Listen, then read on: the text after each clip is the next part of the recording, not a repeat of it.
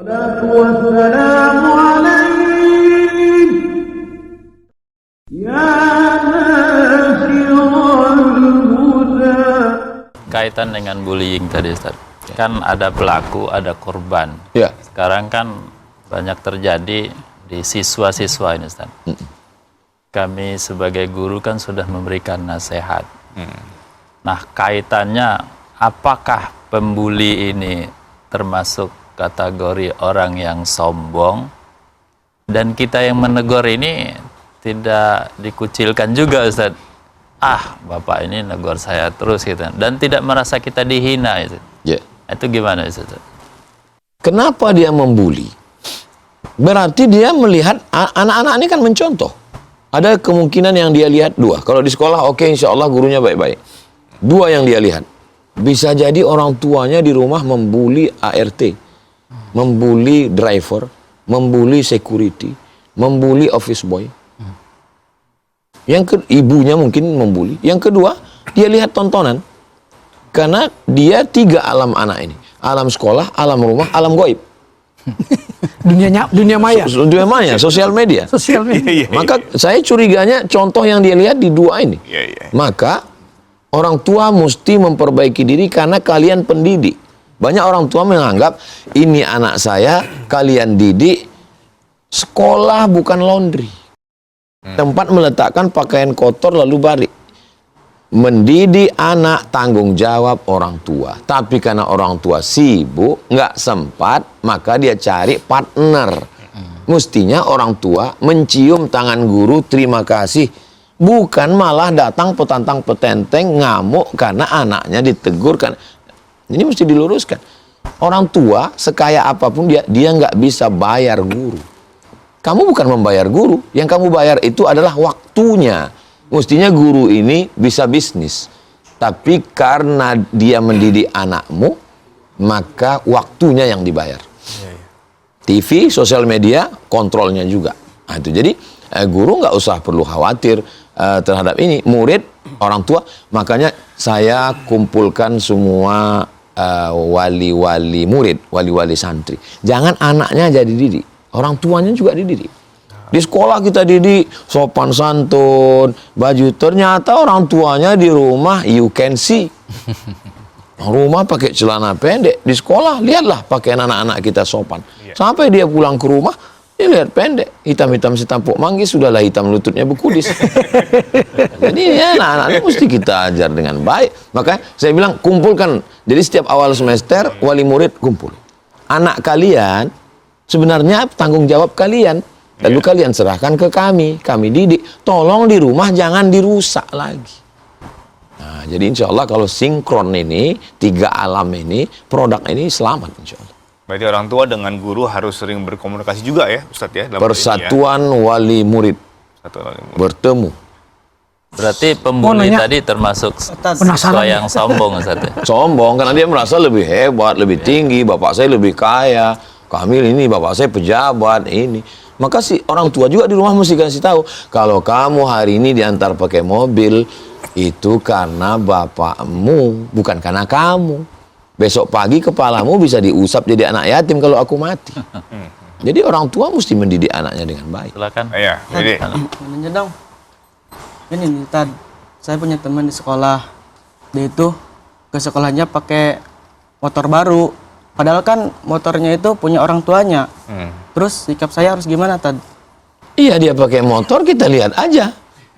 Tapi kalau dia angkuh, dia sombong, kita menasehati sesama seumur ini agak sulit memang, agak susah. Nanti dibilang iri malah. Nanti dibilang iri. Ya, kamu ngomong gini kan karena nggak pakai motor, dia bilang kan. Jadi memang ada beberapa sekolah buat aturan, nggak boleh anak bawa kendaraan, bawa mobil. Kenapa? Ini pendidikan mental sebetulnya bagus. Tapi kalau sekolah ini tidak membuat aturan, maka anak-anak ini dididik oleh orang tuanya. Kamu saya belikan karena jarak dari sekolah ke rumah jauh, nggak ada yang ngantar. Ada alasan yang rasional. Bukan karena ingin gaya-gayaan, karena orang tua yang sayang dengan anak, bukan orang tua yang memperturutkan semua kemauan anak. Apa yang mau anak diminta. Akhirnya anak ini kebablasan. Sama seperti anak kecil minta pisau umur 5 tahun. Iya, iya. Mama minta pisau, kasih pisau. Itu bukan sayang, itu membunuh itu. Pak Ustadz, sahurnya takut kehabisan, jadi kita mau Takut gak usah. Iya. lanjut sahur on the school lagi. Oh, Mumpung hati-hati waktunya di masih jalan. ada. Iya, iya. Makasih Pak hati-hati. Ustadz Iya. atas jawabannya, semoga bermanfaat bagi Insyaallah. kami berdua. Jangan hindari no bullying. No bullying. Terima kasih Pak Ustadz. Ya, Assalamualaikum. waalaikumsalam. Assalamualaikum warahmatullahi wabarakatuh. Assalamualaikum warahmatullahi. Rajin betul adik-adik kita ini. Itu satu ada yang menarik tadi Ustaz. Iya kan? Pada titik mana kita boleh sombong? At-takabbur lil mutakabbir shadaqah. Sombong pada orang yang sombong sedekah. Sombong pada orang yang sombong sedekah. Bukan hadis, ucapan Imam Syafi'i. Imam Syafi'i. Jadi memang ada beberapa orang ini yang gayanya sombong. Kalau kita makin merendah, makin dia injak. Perlu kita naikkan gas dikit. Supaya dia tahu bahwa kita bisa juga, kita tinggi juga gitu. Tapi nggak berlaku, ini nggak bisa generalisir. Nah, memang ada tipe orang model begitu. Ya, biasanya kita yang udah biasa bergaul dengan orang, kita bisa ukur tuh Kang Maman. Ya. Ngomong agak sepatah dua patah kata 5 menit langsung terasa tuh dia mulai gasnya agak naik nih. Iya kan, dia sangka kita kap 70 padahal kita kalau mau bisa juga gitu. Jadi agak gas dikit. Kadang-kadang kita tergoda untuk melakukan. Tapi mikir, aduh, ntar sombong nih. Kalau kami menyebutnya itu tinggi sebenang.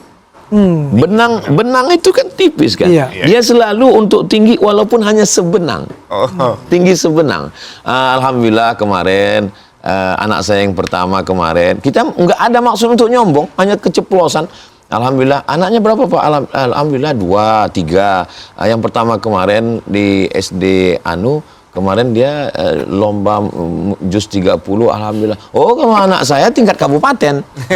Langsung. jadi padahal kita nggak ada. Tipis-tipis dinaikin. Iya, itu udah perlu juga digas dikit supaya dia ini. Karena kalau enggak, dia akan terus gitu. Jadi perlu pendidikan juga.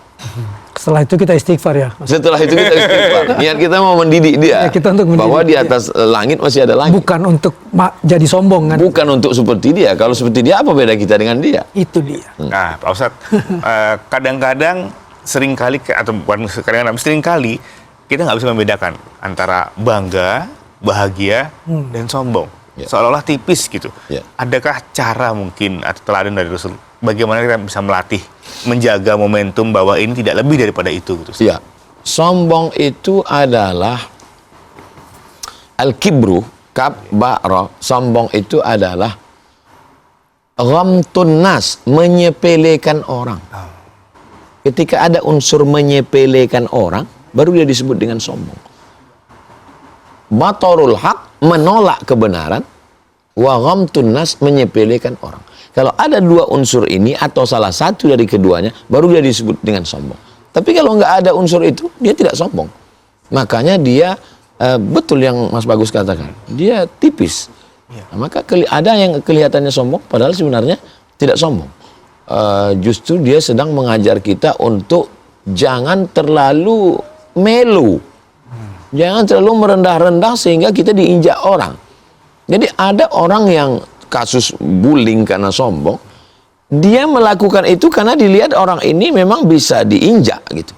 Maka anak-anak kita jangan didiamkan, jangan ajarkan dia untuk menjadi objek. Saya kalau lagi anak libur pulang dari pondok atau pas lagi ini, saya tanya, gimana kabar sekolah? Gimana di kelas? Berapa orang di kelas? Ada kawan-kawan yang ngejek? Tanya itu. Jangan sampai ketika dia ngelapor, lalu kita bilang, sabar aja, orang sabar penghuni surga. Mati dia lama-lama.